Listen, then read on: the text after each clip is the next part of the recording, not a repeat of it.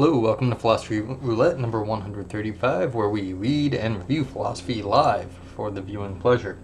I apologize if there's some background noise in this broadcast. There is, not to make light of it, but there is a hostage situation with possible homicides about 2 blocks from here. I can see the cop is blocked off my street just outside my window, and there's a police helicopter circling above. So if all hell breaks loose, it's because all hell broke loose. But that said, this is usually a very quiet area. This is rather unusual. I saw full cops in full SWAT gear while I was walking around good an hour or two ago. So, had some interesting papers I found this morning, so let's take a look at, see if there's anything else here. We've got this mental time travel of this 1 to 20, not 1 to 2. Shucks. It's getting all exciting about that. But we got virtuous versus utilitarian artificial moral agents, which could be good. So let's see if that's available. Not yet, but maybe. Oh, shoot. Okay. Got other stuff from argumentation. I like that paper from this morning, which was argumentation. Philosophical. So this one's possible. We got 9 pages here. Let's take a look at this. See if it's available.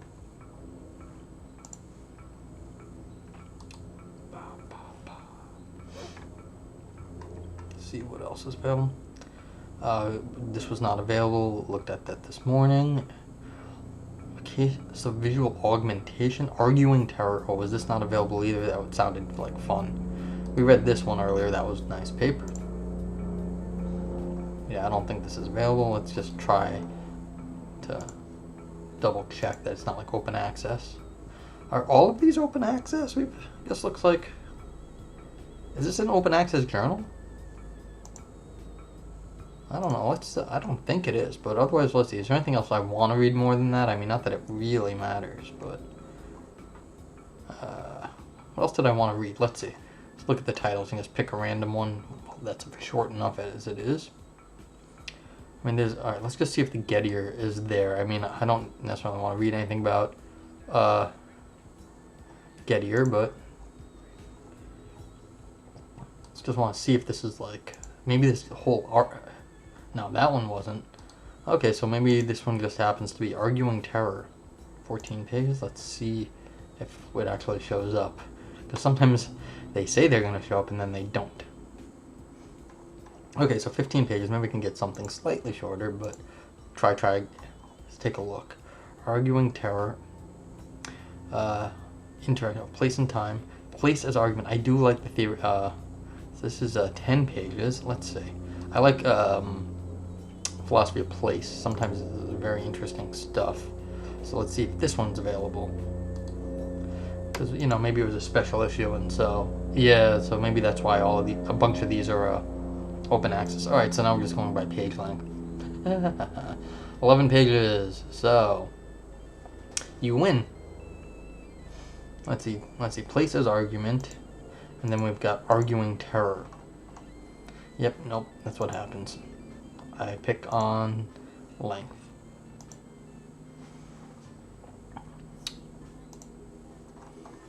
But, maybe I'll save that one for tomorrow or something. Hi, what I do is I grab a random philosophy paper and read and review it live. So, I just read philosophy and try and figure out what the heck is going on. Hi, Space Donkey. How are you?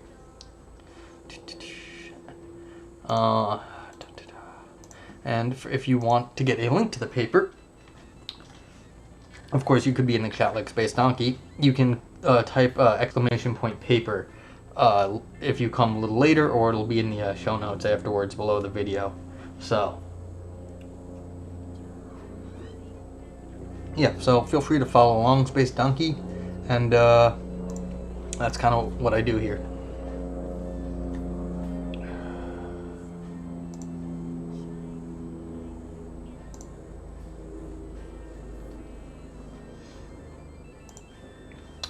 Okie dokie. Contextual approaches to the study of knowledge. The processes of production and circulation. Oh yeah, and just feel free to ask any questions you want, Space Donkey. I'll try to figure it out as best I can. The processes of production, circulation, reception, and adaptation of knowledge entails argumentative exchanges. These exchanges can be done by means of debates, treatises, visualizations of information, long and short-range correspondences, conversations, and presentations before communities. These bodily, visual, oral, or written practices involve an argumentative exercise via the utterance, evaluation, acceptance, or rejection of statements and suppositions. I just do stuff. I'm not much of a student at the moment. I have a job. Well, I had a job until coronavirus, and instead I'm just sitting around doing this. And yeah, so nope, not a student. Okay. To that extent, both the history and philosophy of sciences and argumentation studies and rhetoric are related disciplinary fields that help us understand and describe context and interaction modes with reasonings. Along the lines of geographical and anthropological studies about the places and contexts of scientific knowledge, in this text I offer an experimental reflection on the relevance of the scales and locations in which argumentation unfolds. When I talk about the place or site, I refer both to the referred place in the argumentation and to the site where the argumentation takes place. Two questions will lead me. How can a place be the source of an argument? And more radically, how can a place come to be a constitutive part of an argument? Can it? Maybe it can. I mean, there's like arguments from geography and geology and things like that, so. And there was a question like, about definitely in, aesthetics, if you do like certain performances have a necessary place that it has to be, is it differently performed at certain locations, and how does the settings make a difference? And different artworks of course make use of nature and things like that, so they might not actually have they might need to have certain place to do whatever. If there is some sort of argumentative thing going on, it might actually be particular to that location. Okay, so let's see what author has to say. Places and context in the history of science, especially for science, is kind of interesting because science is meant to be general. During the 20th century, the history and philosophy of science became more and more interested in the agency of social context in the production of knowledge. In that sense, the processes and the contents of knowledge could be understood as embedded in long-lasting traditions that change, adapt, and flow, institutions and social media where deference and authority, relationships of belonging and exclusion, are as relevant as their coherence and consistency against processes of observation, experimentation, and logical correction. Logical correction, like the logicians know what's going on. Ha. Recently, the social and historical comprehension of knowledge was enriched by studies that, from a pragmatic approach, have revealed the importance of working materials and tools as well as processes of visualization and visual organization of the information in the production of knowledge. Yeah, so the stuff that matters, that you're working with, does matter. In that sense, a new line of investigation has been opened in which bodies of scientific knowledge are studied as processes by means of which one intends to know something, as processes within which one needs to do something. You know, this really just, I feel like this is going back to the Aristotle, the causes. I mean, there's the material cause, the efficient cause. So of course, part of the cause is the tools and how it's made, and I guess that would mean the factory too or something. Okay. Rather than favoring a sort of skepticism about the pursuit of knowledge, these perspectives invite us to understand how the scientific developments and their most highly elaborate practices of formal abstraction and synthesis occur as situated operations. In my view, this kind of analysis is related and comparable to the study of argumentation, provided that we admit that every utterance is embedded and originates in specific contexts from previous expectations and values through acquired behaviors or implicit rules and with particular instruments and materials. Yeah, this is sounding kind of Aristotelian. The descriptive orientation of contextual analyses of knowledge production has also allowed scholars to recognize the ordering capacity of sites of knowledge. In the case of spatial emphasis, the aim is to understand how the space in the case that is being studied and the place from which the study is stated are constitutive parts of knowledge. In other words, the spatial emphasis intends to describe the way the bodies of knowledge are distributed in different spatial scales and how they move and travel at different speeds and times through the interchange among people, objects, and work styles. The interest in geographical and spatial contexts have paved the way for studies showing how production nodes, cities, or institutions in competition, circulation routes, regions of study, and areas of reception are spaces in which scientific argumentation stands and is woven. The place matters. An already classic history of sciences, I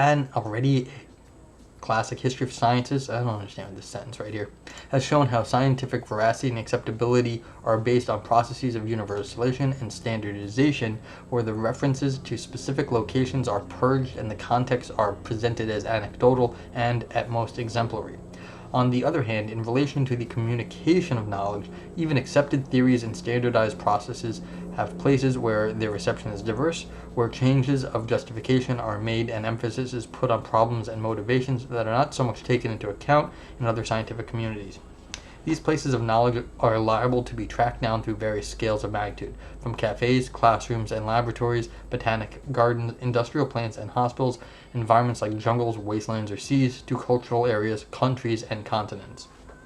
Yeah, so if you're not used to an academic institution, you'll know of it as a place of higher learning, but you may not understand really what's going on there, and vice versa. If you don't really understand the sort of important things that can go on in other locations, you're just you've been in school your whole life, you might not understand how much good work can go on other places too. This historiographical synthesis of contextual approaches to knowledge is what motivates me to propose, in what follows, some reflections and cases that provide elements to see how, or in what sense, the place is constitutive of arguments. Okay, the environment of argumentation. Setting aside the tangled discussion about what an argument is, I will focus on the issue of where the argument is. In the field of argumentation studies, there are examples in which the place of an argument has been considered as highly relevant. I don't know about that part. Well, tell you the truth, this is only a few pages in at the moment, Space Donkey, so we're going to find out. I don't think the author has gotten to their main thesis yet about it saying it's all perspective. I think they're trying to figure out if there is something about the location that really makes a difference in argumentation. So perspective matters, but I'm thinking they're going to say more than that. So it is about perspective, but I'm thinking it's going to be more than just perspective. But I don't think they've worked up to it yet. So we have to see. Okay. In the field of argumentation studies, there is an example in which the place of argument has been considered as highly relevant. In the world of where and when, for instance, Stephen Toulmin proposes a description of argumentation from the point of view of lived time and space. The world of where and when is in the world in which everything we say refers to a particular time and place without claiming any abstract universal validity. According to Toulmin, the arguments that we organize and defend rationally are loaded with tacit contents stemming from specific ecologies, situations, and experiences which are personal and socially distributed. In a time of fascination with theory and modelization, is that what that word is? Toulmin's skeptical motivations go back to the unarticulated practical experience that are just refreshing as today as they were 30 years ago. Toulmin draws attention to the context through an alternative tradition that is less heroic than logical foundationalism, the rhetorical tradition that avoids hasty generalizations and favors practical cases, focusing on the particular occasion and what is opportune. Thus, Toulmin invited argumentation and knowledge scholars to turn to a complementary analysis of ethics, of historical reasoning, of jurisprudential evaluation, and therapeutic tradition which deals with particular cases. Yeah, well, you can place your bets now.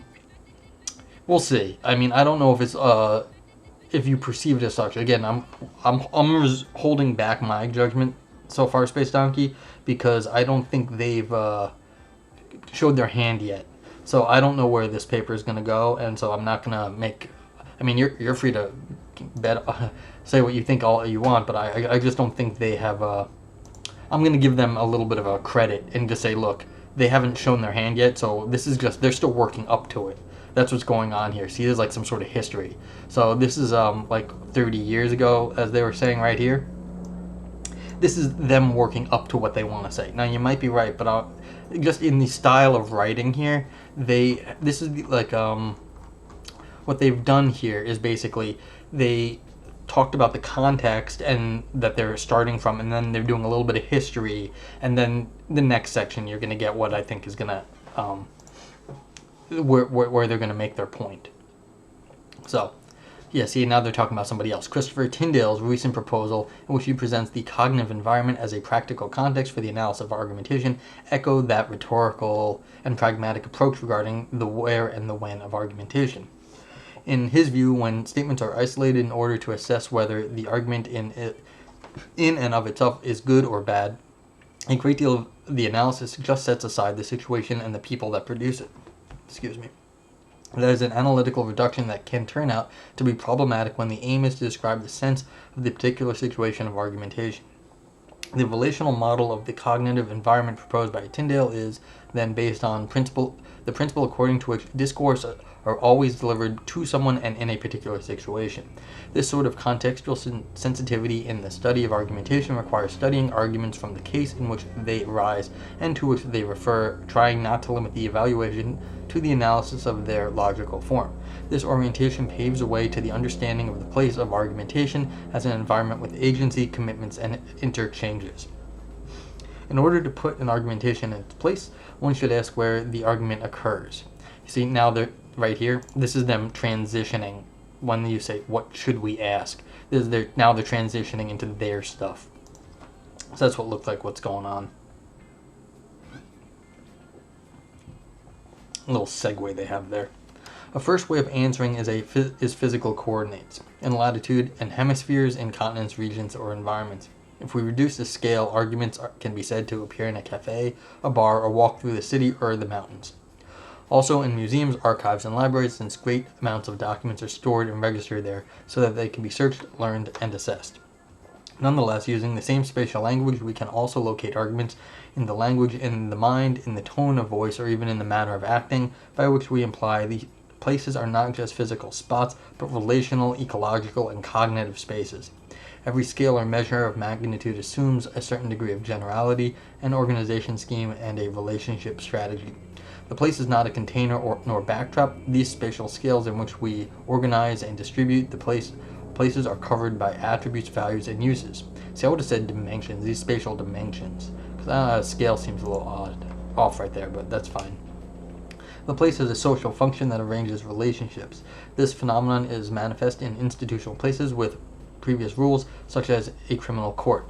The relational comprehension turns every place into an environment that favors a particular behavior, and more specifically, a kind of disposition for argumentation or absence thereof.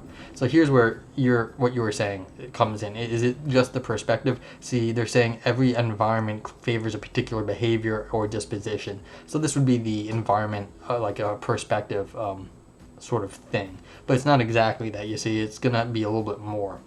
So we'll see what their detail, how that shakes out. So far, I've provided reasons for which the place of argumentation is constitutive of the sense and the motivations of statements. In the next section, I will address the way Quintilian, exponent of the system of classical rhetoric, understood the place within the practices of persuasion and searched for opportune arguments. Okay. The argument and the place. In the particular context of rhetorical theory, arguments are described and classified as coming from or belonging to a place.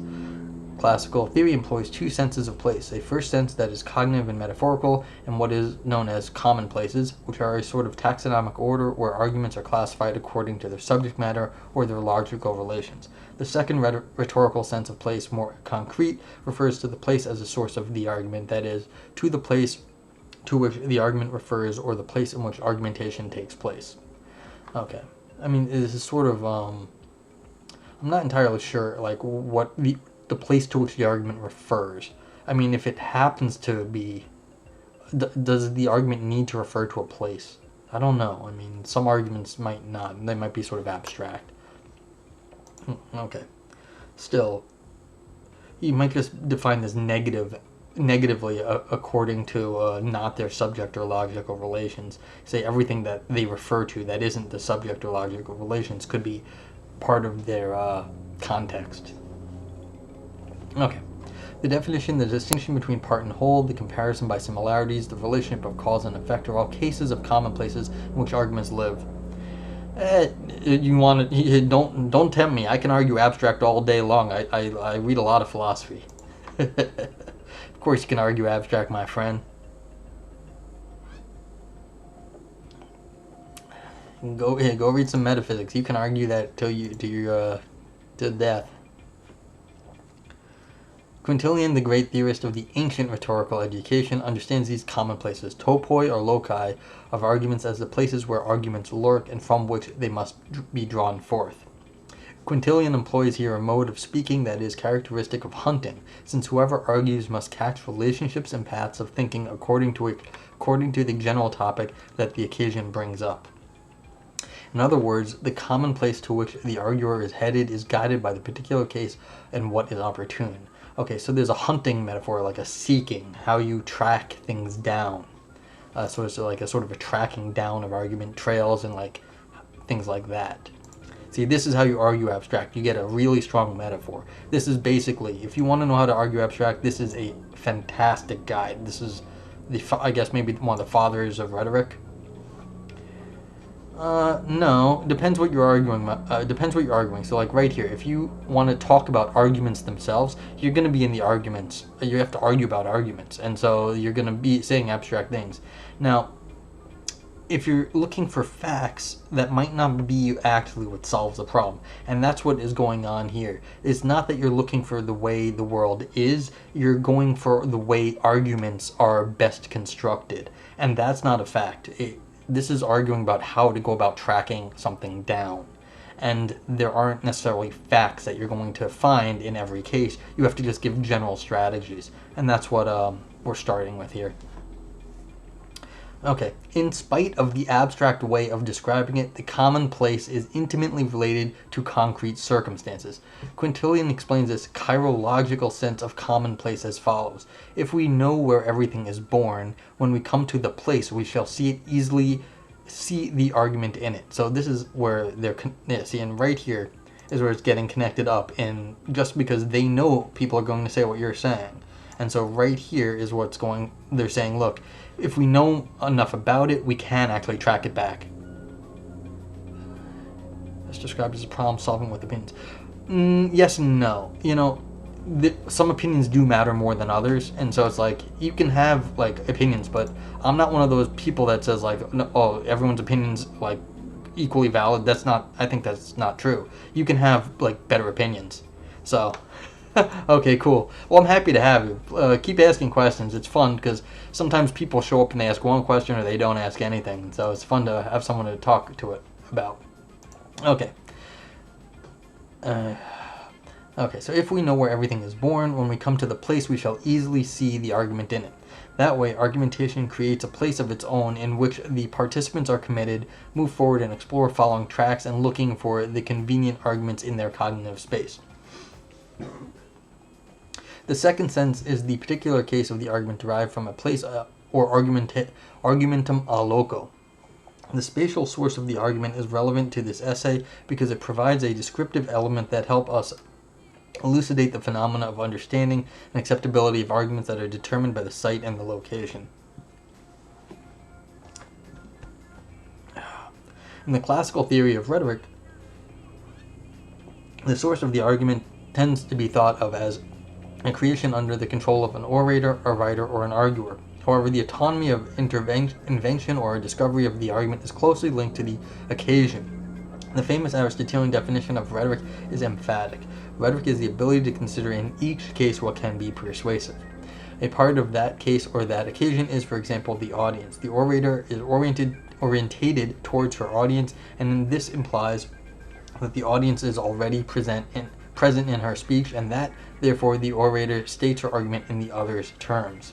In the same manner, the contextual space is an active part of the occasion and therefore an active source of the argument. A recent example of the presence of the place in the argument is Haha. Oh, I see what's going on here. You're on the debate team. Okay. A recent example of the presence of the place in the argument is a Barack Obama speech at the launch of his presidential campaign. On Saturday, 10th of February 2007, in Springfield, Illinois, from the stairs of Old State Capitol, the young Senator Barack Obama announced his candidacy for the President of the United States with the Democratic Party. This was the first time that many people saw Obama, and he had to take advantage of that moment in order to attract them and build an image. The sense of the place that Obama picked for that speech is remarkable.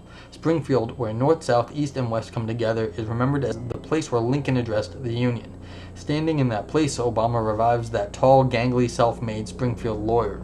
Thus, the place from which he argues and to which he refers, the Old State Capitol in Springfield, organizes the sense of his speech around particular spatial metaphors: the path, the destination, the meeting point. Obama takes advantage of that place in order to appeal to his predecessor's voice and character, emulating him before the audience. It is the place itself, with its burden of memory, where the temporality of a heroic past which projects its power into the present unfolds. The trip that he and the people make to that spot turns into a common destination, a goal where they are all headed. The evocation of that place is so powerful that it creates presence and equivalence. The strategy of using a place in order to produce a speech and gain adherents is well known to classical rhetorical scholars. In her study of oratory in the Roman world, Anne Vasily asked herself about the role of environments and their representation in argumentation process. Vasily shows that every place is presented as an argumentative element loaded with social and emotional sense. The place in argumentation discloses the human valuations and the physical determinations that organize them. The place unfolds latent representations, as Quintilian would say, from which the orator, the audience, and the judge benefit. The argument derived from a place is one of the topical sources of argumentation. According to Quintilian, there are two kinds of sources in arguments for each occasion: the arguments from or to the person, a persona, and arguments from action, things, or subject matter, a re. As to a thing. Among arguments from action or subject matter, various kinds of sources for narration or exposition can be distinguished: the motion or intention, the place, the time, the cause, the mode, or the instruments used in an action. For the case that interests me here, the aim of the argument from place is to provide the narration and the exposition of proofs with credibility as well as coherence and vividness. Just this sentence here sort of affects me. The exposition of proofs with credibility. If you want to be taken serious as like a philosopher, you write yourself a paper and you get published in a fancy journal. And you can write your papers, but no one cares if you don't publish in a fancy journal. I mean, a lot of philosophers died without any creds, and then like 50 years later, you get all these papers in fancy journals on their work. But this is how you get yourself, in some sense, it's not the proof, it's where it's published a lot of times. Of course, sometimes it doesn't matter because it's just that crazy good, but your philosophy, in some sense, is a big thing with you have to get it published, otherwise it doesn't exist in the academic world. Okay. The usefulness of argument from place is manifesting judicial speeches or declamations because the place allows the orator and the audience to suppose and therefore argue about the likely purpose of a person when she acted. In this kind of speech, the place can also contribute to the typification or condemnation of the particular action or simply to its evaluation. Yeah, as opposed to my philosophy roulette where I pick things at random.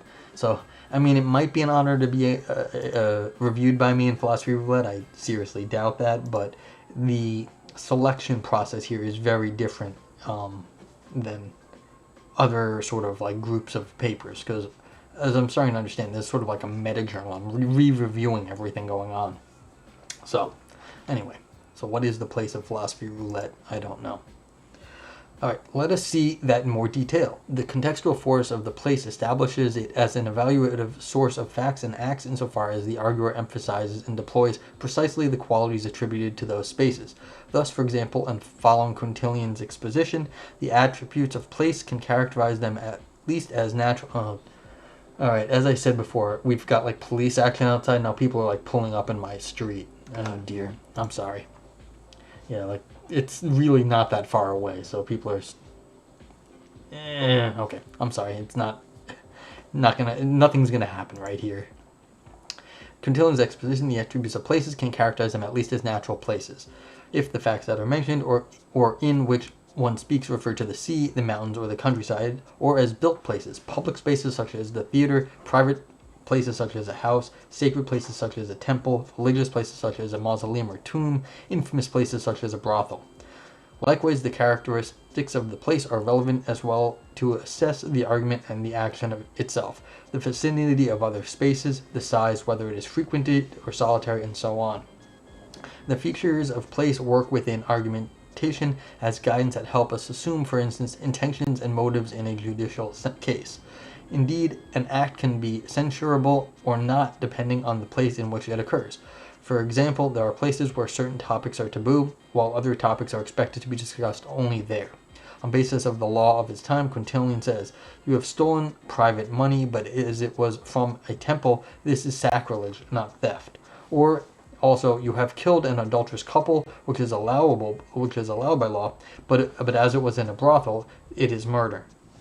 In general, the resort to the place within argumentation has a decisive role, since it organizes reasoning and provides the speech with an emotional and social burden.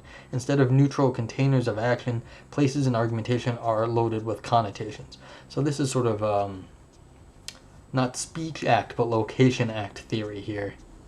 So that's somewhat interesting.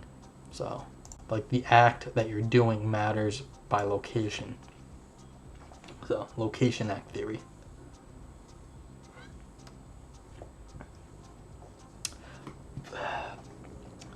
The case of vivid descriptions and nargea of places is crucial in rhetoric. When the place in which an action took place is put before the eyes, the coherence, the link, and verisimilitude of the argument are strengthened. Describing and speaking about places was one of the main skills that Menander of Laodicea's Handbook of Epidictic Rhetoric attempted to instill in the orator. The argumentum a loco is a key in the judicial or forensic genre, where the orator bases his evidence to accuse or defend on the nature or characteristics of the place where the judged action took place, but its use goes beyond the judicial sphere. After Quintilian, the argumentative device in which the place was a leading role experimented a special peak. During the splendor of the so-called second rhetoric, Menander's treatise considered, among the things that are worthy of praise, the places where actions happen. For him, places can be praised or censured for their position, nature, beauty, or their salubriousness. In his masterful studies on European literature, Ernst Robert Curtius was interested precisely in the argumentum a loco within the system of the rhetoric of praise, since it is to this practice of valuation of the place that Western literary tradition owed the construction of one of the topics with greatest historical continuity, the pleasant place, locus ammonius, and by extension the activation, the role of landscape and art. And I apologize for my pronunciation of everything because I speak English and bad English, and that's basically it. Okay. So, yeah, this is all sort of interesting. This is sort of it's sort of like speech act theory, but it's location act theory. By being in a place, an act somehow comes to be. So, okay, so Pace Space Donkey, it's not just that it's all perspective. It's that there is something happening at certain places. And so this argumentum a loco, it's not perspective, but location that sort of goes to the ontology of certain things. And only then in that place can that thing happen. So the pleasant place, locus ammonis. So, interesting. Final considerations. Setting aside the reservations we might have regarding classical rhetorical models and their implications for the understanding of argumentation, like, for example, the autonomy which the orator seems to be granted in her cognitive process of invention or argument production, the argumentum a loco points to a matter worth considering. It is necessary to consider the place within the argumentative process as something that is constitutive of the utterance and not merely as a geometrical point or a paralinguistic space. Considering the place as something with a social and cognitive connotations means providing the phenomenon of argumentation with a practical context, a situation, a ground that goes beyond the abstract forms of universal audiences and of logical forms in themselves. An anthropological consideration might be in order as a conclusion of this essay. Just as the analysis of scientific knowledge can be understood from the point of view of the process, context, and places in which it is produced, so too the analysis of arguments invites us to take into account the places that unfold and those in which the argumentation takes place. Arguments do not exist by themselves. They are always embodied in individuals, communities, institutions, and places. And philosophy roulette. Perhaps the argumentum a loco is not simply yet another source of argumentation and comes from and refers to a particular spatial dimension.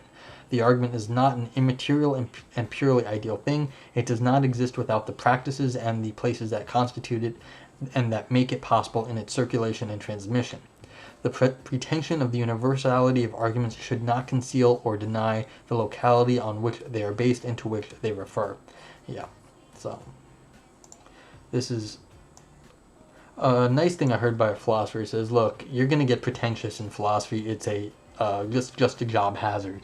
And so it's one of these things that's going to happen. And so it's just one of those, you bite the bullet, you're going to be pretentious sometimes, and it's a job hazard. Like any other job has hazards, pretentiousness is a job hazard of philosophy.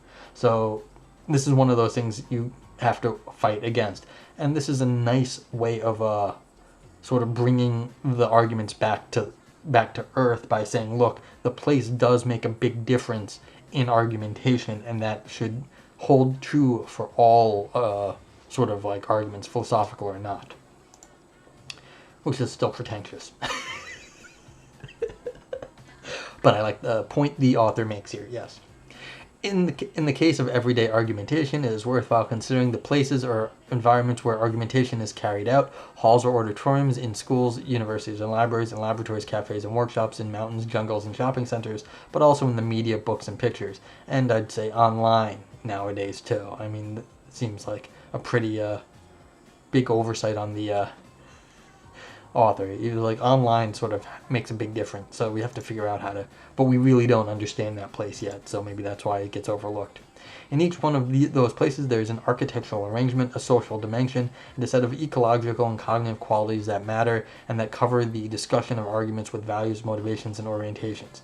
Each space provides a certain arrangement and orientates us towards action and reasoning. One of the aims of an anthropological understanding of argumentation will be to stress again the necessary local situations of the interlocutors.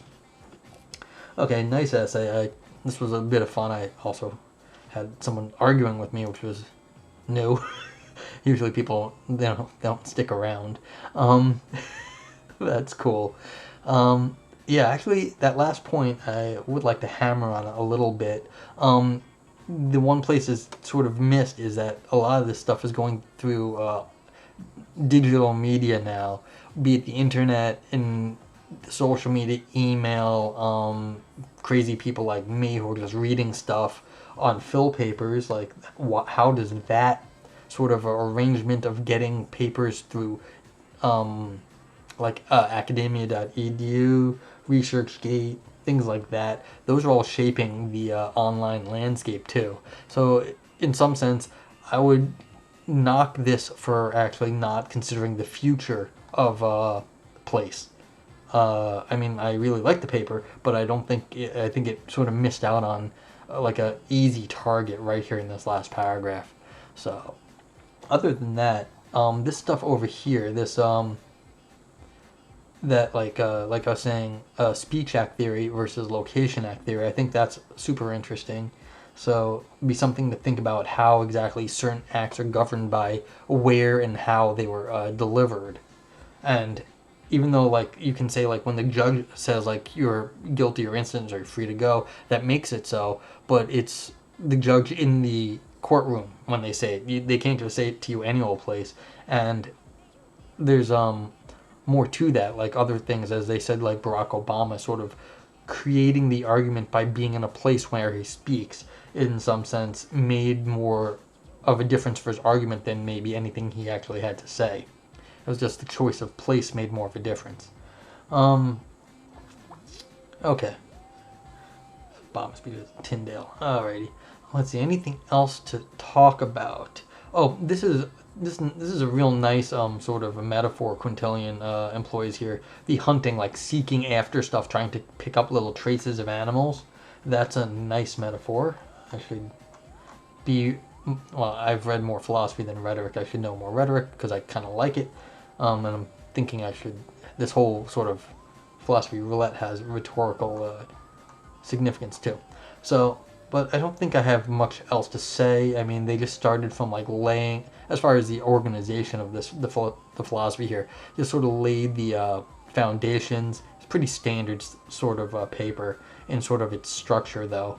Of course, no problem with that. It's just, on the other hand, they didn't say exactly what they're going to do in every section, which is I kind of like. You don't have to lay everything out. You can just go and do it as long as you're clear enough, which the author was. Okay, so that's it for now. I'll be back tomorrow morning. It's assuming that all hell doesn't break loose. But other than that, stay safe, and yeah, I'll be back in the morning, and have a good day. Bye-bye.